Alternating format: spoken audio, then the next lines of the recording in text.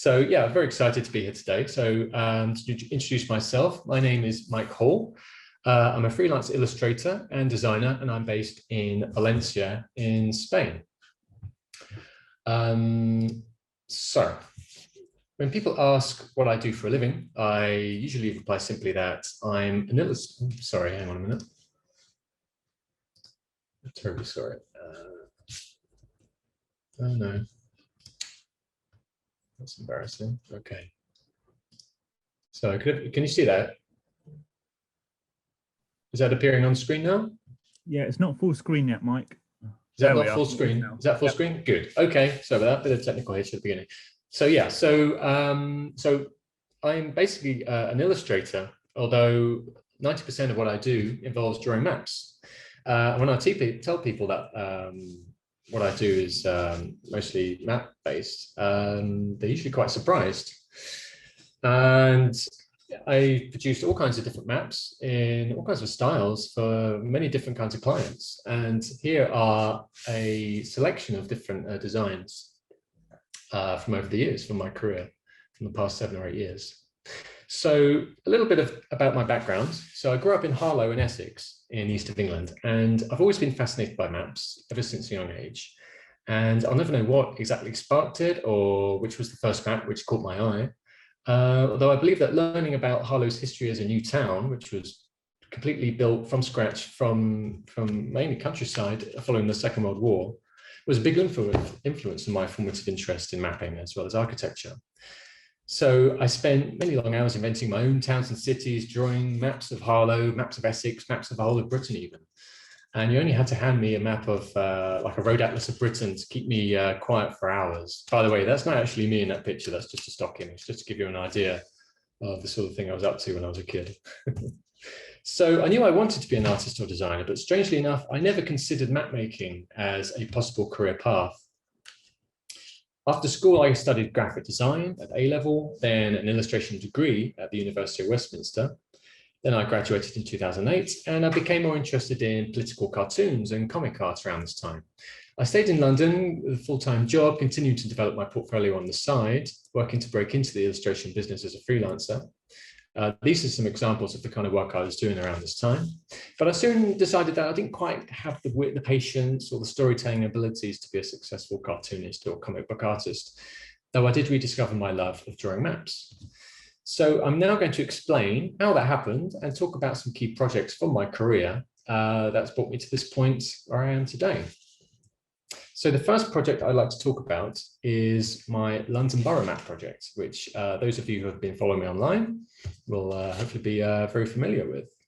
So this project has its roots in an idea I had about 10 years ago to create illustrated maps of every London neighbourhood. It was during this period when I was living in London, both during and after my degree course, that I became fascinated by the history of the city and especially its outer suburbs and the variety and the culture and all sorts. And I became aware of this wider interest in the city's history and trivia via websites like Londonist or the Diamond Geezer blog, which some of you may be familiar with, or all the hyperlocal blogs that you got around the city at the time. Maybe not so many nowadays, but back then there were loads of them. I first realized the potential of maps of London after the success of my first design, which was a map of Brockley in 2011. And this was the neighborhood in South London where I was living at the time. And this was featured on a local blog. And the next morning, no joke, my inbox was full of inquiries from local people, some who lived on the same street, a couple of streets away, all asking if it was available to buy as a print. And I tell you, this was a light bulb moment because I realized that if this many people in a relatively small part of South London were interested in a print of that area, how many were potentially interested in the same of other areas? You know, London's a big city, so, you know, dollar signs in front of the eyes, basically. So I expanded this idea to other areas. And initially those I spent most time in, like Angel or New Cross, Stoke Newington, places like that. But then I began a series of maps of each London borough, inspired by the county maps of Thomas Moore of the 1830s, which a book of which was bought for me by my parents many years before, and which I'd always loved. And you can see here in this example how the decoration scheme for this design of Kensington and Chelsea on the left is directly inspired by Moore's map of Oxfordshire on the right. And initially, these designs were drawn pretty much almost entirely by hand on paper, which were then scanned, touched up digitally in Photoshop and colored in.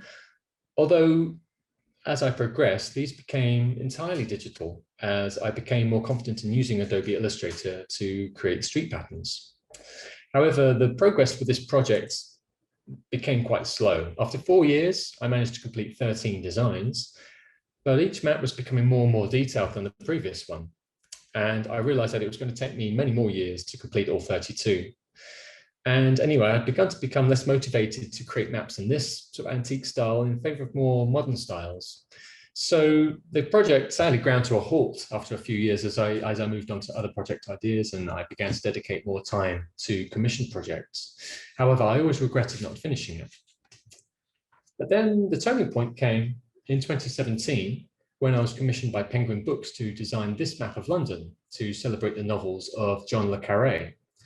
And this was designed to resemble a map from the 1960s and the height of the Cold War. So it has a very bold period style color scheme and text labels set in gill sands, also reminiscent of those classic Penguin book covers to achieve the right look and feel. And the fun I had putting together this design led directly to a revival of my London Borough Map project. I knew that the boroughs in their present forms were established in the mid-1960s, so a year later I decided to start again from scratch, inspired by this design for Penguin. And here's a side-by-side comparison of a map I produced originally in 2011 with one that followed later on in 2018 of Hackney. So just simply using Illustrator, I began to recreate each of these designs in a minimalist mid-century style with a limited color palette and a more sparing use of text labels, for which I used Futura. And major and historic landmarks within each borough were pinpointed with numbered circles with a simple key set either just below or to one side. And within 2 years, I managed to complete all 32 maps. I mean, each of them are now available to purchase as prints through my website and several stockists in the UK. And they've proven to be popular with buyers, not just in London, but all over around the world. I mean, I never imagined that maps of places like Bexley or Redbridge or Hounslow would sell to customers in places like Canada or New Zealand, but they have. And people enjoy them not just as maps of places that commemorate where they live currently, but also where they may have lived in the past or have some connection to through a family background or through work. I also knew that people like to buy them as gifts. And I know recently of an order for my map of Newham, which you see here, as a retirement present for someone who had worked for the Borough Council, which is really nice. So what next? So the success of this project has led me to consider creating similar map collections for other places. And my ambition is to release these maps as a book in time for the borough's 60th anniversary, which is coming up in a few years' time in 2025. So if there happen to be any publishers in the audience who might like to help me with that, then hit me up. So moving on, I'd like to talk about a related project, which is my series of maps of my adopted city of Valencia. So my interest in mapping my home city and country began immediately after I first moved here about 7 years ago. And there's a lot of inspiration to draw from here in terms of design. There's a rich heritage in design, such as, for example, these posters for the annual Fallas Festival, lettering you see around the city as well, and cartography, both in Valencia and Spain generally. A few more examples that we see here. So I began initially with this map of the whole city, which was drawn in the style of an early 20th century guidebook map, the style which I later dubbed the Baedeker style, or Baedeker style, not quite sure how you pronounce it. I should learn that. It's drawn entirely using Illustrator, and it's been through several revisions as I've updated it and corrected errors and mistakes. And you see here at the bottom right, this is an example actually of one of those early 20th century maps that I drew inspiration from. And I also produced maps of Barcelona and London in the same style. I came up with the concept for a series of maps of each district within the city of Valencia. Around the same time, I revived my London Borough Map project. And these were initially designed along the same lines as the large Baedeker style maps and included hand-drawn illustrations of landmarks. This map is the old city centre of Valencia, which has quite a pleasing circular shape. And I decorated it with sketches of the famous Torres de Serranos, the big old city gates, and the cathedral bell tower.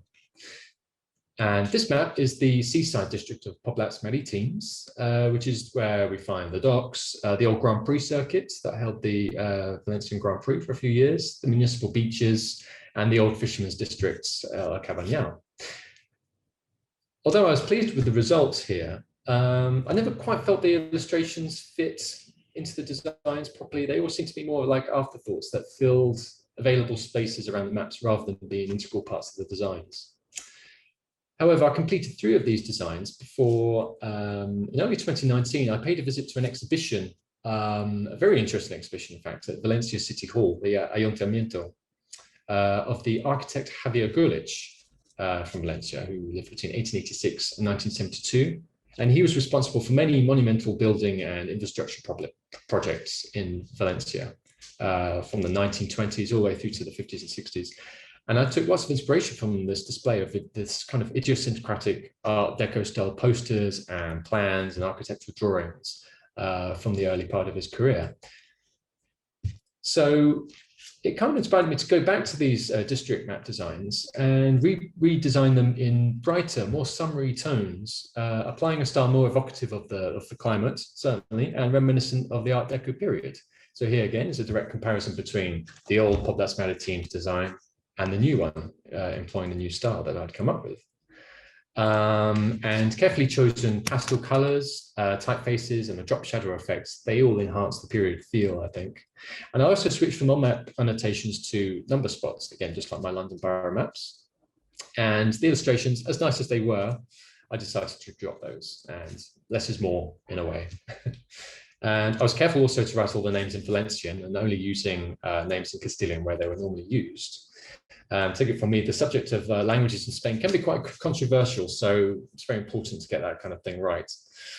And I'm indebted also to people who live here in the city who've actually got in contact to tell me if there's something I've got slightly wrong, a misspelling, or something like that. You know, and that's the advantage of creating these maps digitally, is that they're so easily corrected.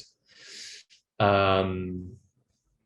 know, and Valencia also happens to be a city where there are many infrastructure and rebuilding projects going on, even now as we speak. So, you know, obviously I would like to update these maps in the future to reflect that. And for example, this next example, this is my local district. In fact, this is Les Champs, which is also which is my local district, sorry. And this was recently updated to include the new Parque Central, which is just over there on the left, and opposite my apartment, in fact, and the new metro line stations, which are currently being built and due to open quite soon. So again, always updating, looking for new details to add. So, So these initial 5 designs in the series were recently expanded to 10. So it's still ongoing, 9 districts still to go. So hopefully they won't be completed before too long. So anyway, the next project I'd like to talk about is, well, I'd like to talk about a couple of commission projects, in fact. This one is a good example of a clear brief set by a client, in this case a publisher, with a very specific style and time period in mind that presented a fun challenge. So this is very similar in concept, in fact, to the Penguin Commission, which I mentioned earlier, which is a map of a major city drawn in a very specific period style with illustrations. And the client this occasion was Soho Press in the United States. And the brief was to create a map for the end papers of Cara Black's novel, 3 Hours in Paris, which came out in spring last year. And this is a story set during the Second World War in Paris, obviously, during the Nazi occupation. And the client cited a few examples from the time period as reference, including these illustrated tourist maps. The one on the left, in fact, was designed at the time. Obviously, you can see it's in German and designed by the occupying force, the occupiers. So the client wished to present Paris as it was, accurately, more or less, in the 1940s, in the authentic style of the period. And here is the full design, which appears as the end papers at the beginning of the hardback edition. Now, the task of accurately creating a map of the city as it appeared in 1940 proved to be an interesting challenge. I mean, the center of Paris hasn't actually changed all that much at all, really, since then, but there are some major exceptions. So, for example, back in 1940, there was no peripherique orbital motorway. Therefore, I had to be careful not to include this or any post-war road developments on the map. There was also used to be a large railway depot in the Batignolles area, which is now a park, and these sidings are actually mentioned in the story, form part of the plot. And the Gare d'Orsay, which is now, of course, the famous Musée d'Orsay, where we find all many famous paintings, was still a functioning railway station. So all of this had to be carefully researched, and for that I checked maps I could find of Paris from the time. And going back to the beginning of the design itself, this is a side-by-side comparison, just showing you an early draft of the design, where you can see I originally began with a completely different kind of color scheme, a lot more monochrome. And the street pattern for that, which was actually adapted from a stock vector map, was in many ways too detailed for this map's purpose. And in the end, I decided to ditch it in favor of a new street pattern, which I drew completely from scratch using Illustrator. And anyway, the client preferred a much brighter color scheme. So obviously that's just what we ended up with on the right-hand side. And the pattern fills, especially in the main background, the dotted effect on the parks in green and the outlines on the river, and the combination of the serif and sans serif typefaces all fitted the period style that I was after. And of course, shouldn't pass a mention on the illustrations. There are 18 illustrations altogether, which are all important to the plot of the novel. And they've each been placed on the map and made to appear as though they've been sort of stuck on and connected with pins and string to their locations. And just an interesting side note as well is that you can see these drawings are actually very sketchy, which I drew them very, very quickly. And they were initially intended as sort of work in progress sketches for more detailed drawings, but in fact, the client liked them. They were perfectly happy with them and decided to use them in the final artwork. So I was happy with that too. So finally, I'd like to just talk through a very major commission I had recently, which is my visitor map for the Royal Horticultural Gardens, Royal Botanical Gardens, sorry, in Kew in London. And this was commissioned by the design agency Agenda, who had the responsibility for creating all their publicity. And this type of vector-based axiometrically drawn map artwork accounts for the majority of my commissioned maps these days. I mean, this is by far the largest, most detailed of its kind I've ever drawn to date. It was immediately preceded by my design for the visitor map for Wakehurst, which is also another public garden owned by Kew, in fact, in Sussex. And this kind of served as a dry run for the larger, more detailed Kew Gardens map. And I've been producing maps of this kind for several years already. Just to quickly cycle through a few of these now. These include this map for the Olympic Park in East London in 2015, which was created shortly after the park, in fact, was reopened to the public following the Olympics. And it also includes the ArcelorMittal Orbit, which is probably the most fiendishly complicated building I've ever had the pleasure of attempting to draw with vectors. But I think I managed it in the end quite well, I think. Also visitor maps for the Goodwood Revival, Festival of Speed for several years in a row. Also the Falkirk Wheel in Scotland back in 2016. The Countryfile Live, the BBC Countryfile Live Festival, which for several years as well, I produced their visitor maps for that. Also created new maps for Butlins for their 3 resorts in England. This is an example of detail from the Bognor Regis map. And also a visitor map, also quite excel as well, I suppose, for RHS Wisley, which is another public garden in Woking in Surrey. Which had recently had lots of new buildings, a lot of redevelopment. So that map was required for that. So the Kew Gardens map, there were a couple of new features. So that required a complete redesign from the earlier version by another artist to show the new Pavilion Cafe and new Children's Garden. Details of both here. And just to quickly just talk through the development of the map. I mean, it originally started as a flat 2D drawing based on a detailed ground plan supplied by Q. And then this drawing was essentially rotated and then squashed down to kind of achieve quite a rudimentary view, an angled view looking across the gardens towards the river.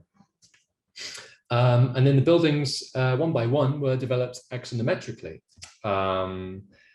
As opposed to isometrically, same kind of principle, but with different angles at work, rather than constant angles as they are with isometric drawings. And if you can squint, you can kind of see the detail in the buildings beginning to take shape here.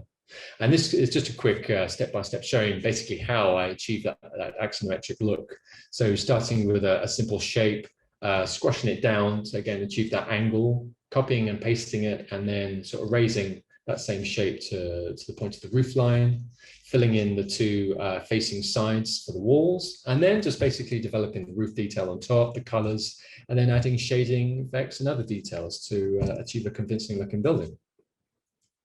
So here's just showing you how I slowly populated the map with trees, lots and lots and lots of trees, of which there are probably 25 to 30 odd different variations. Copied and pasted over and over again, but placed carefully, especially those which are quite distinctive in shape and color, obviously useful as a guide for people walking around, which I used satellite imagery. I used photographs which were taken on the ground, supplied to me by Q, and also all kinds of photographs and images that I could find just to kind of get that detail correct. And obviously, drawing axonometrically, these buildings proved to be quite a challenge. The Temperate House, the Palm House, and the Prince of Wales Conservatory, all very, very detailed. And this particular structure was proved to be very challenging, which is the Hive by Wolfgang Buttress, which is a good name, a sculpture, which is this kind of very complicated lattice structure. And it shows how I achieved it by basically creating a geometric shape, which I copied and pasted over and over again to form a cube. And then the topmost shape just filled in white to make it look as though it's the top. And that seemed to work quite well. And of course, it was a hugely enjoyable project, mainly just down to all the various architectural styles that you can find across the gardens. We have obviously the pagoda, we have Kew Palace, all very fun to draw. And this is the final design, which Agenda, again, the commissioning client, added all the annotations, the symbols, the walking routes, and so on. And one issue that came up quite near the end was that the fact that the paths and walkways, as I originally drew them, weren't quite clear enough. So those had to be redesigned slightly for the final version. And also they took away the shadow on the lake, just to kind of help that stand out a bit more clearly at a small scale as well. Which is fair enough, especially when you do consider that this is going to be reproduced at a relatively small size. And then happily, the map is now on display. You'll find it on information boards at the gardens, and also you can get it as a souvenir. If you visit, take it home as a little pamphlet. So that's very nice. And someone very kindly sent me some copies too in the post. So I was very pleased to receive them. So that's it really. That's my website there. My web address is thisismikehall.com. And you'll find lots more projects on there, and you can contact me, Mike at thisismikehall.com. Follow me on Twitter, Facebook, Instagram at thisismikehall, and I hope you've all found it interesting. Thanks for listening. Thank you very much, Mike. That was a brilliant talk, and it is great to see all the examples of your work, which I'm a big fan of, actually. Thank you very much. There aren't any questions in at the moment, but I've got a question for you, actually. It's about so you mentioned about your London Borough maps and your Valencia maps. Obviously, you started to put them together, and then a few years down the line, you revisited some of them to redo them. Yes. How do you find revisiting your old work? Because I know for myself, I absolutely hate going back to old work. But yeah, how do you find that process of revisiting your old sort of work that you've done? Yeah, no, that's interesting. I don't know really. I mean, as I mentioned, I did regret kind of leaving that project unfinished. And even though I was pleased with those maps individually, I just Yeah, going back to them to kind of almost reset them, redesign them in a more simple style. I was actually quite happy to do that because I just realized that this new idea, this new style, I knew that it would be in a way more enjoyable. I started to enjoy, I started like the older maps, those very detailed ones, I began to enjoy them less and less as they came along, as I went along. So it was an opportunity to just kind of hit the reset button. And I only ever really, if it's a project which is kind of unfinished, like an artwork which is half done or takes a long time, only then it's kind of, oh, I have to go back to it and carry on with it. But yeah, no, often I'm more than happy to kind of revisit old subjects, and especially if it breathes new life into the idea. Yeah, absolutely. I mean, they look completely different as well. So it's a completely different style you're applying to them. So they look fantastic. Yes. And just looking at the chat, we've got lots of praise coming in for your work, which is really good to see. So I'll let you have a look at that. That's great. We've got a couple of questions in. First one's from Paul Naylor, and he's asked, have you ever considered entering any of them into the BCS Awards? And he also says they look amazing as well, I must add. That's great. Thanks, Paul. And hi, by the way. I think we know each other from Twitter. And I absolutely would love to enter a competition for sure. I guess it's just remembering when the competition deadlines are, being aware of when they're being held. I'm quite bad for that. Often I'm just so consumed with what I'm doing, like just things just completely pass me by. But for sure, I'd love to enter them into well, something. I think we'll make sure that we give you the deadlines for next year, Mike. Please do keep me reminded. Yes. Okay. We've also got a question about do you think graphic designers and illustrators making maps should have or need cartographic training of some sort? No, I don't think so. Not at all. I mean, I didn't have any cartographic training at all myself. My only training as such was just obsessively drawing maps over many years since I was a kid, really. So I just think if you enjoy drawing maps enough, that's more than enough to kind of get you started. I mean, there are so many illustrators and designers, besides myself, who also produce these great range of work in a completely different style to me. And there's a lot of variety, and a lot of illustrators bring all kinds of ideas to map making, which is great, and yeah. So no, I'd say, yeah, if you've got the enthusiasm and you're handy with a pen or a tablet, then go for it. I say for any illustrators. Yeah. Great. You really sort of answered this one. This is from Owen Powell. He said, "Hi Mike, amazing work. Do you use any GIS tools, or is everything hand drawn?" No, I don't use any GIS tools. It's pretty much almost entirely Adobe Illustrator, sometimes a bit of Photoshop, or just the old-fashioned pen on paper. I mean, the nearest I come to any kind of GIS or sort of digital or any sort of mapping technology is if I use any kind of stock vector maps, or even if I'm kind of referring to maybe some data, a bit of data from, say, OpenStreetMap, something like that, which I also make use of sometimes. Yeah, aside from that, it's all from scratch. It's all by hand. Well, thank you very much, Mike. That's all of the questions that we've got in. It's really good to hear from you and see all your work. Thank you very much.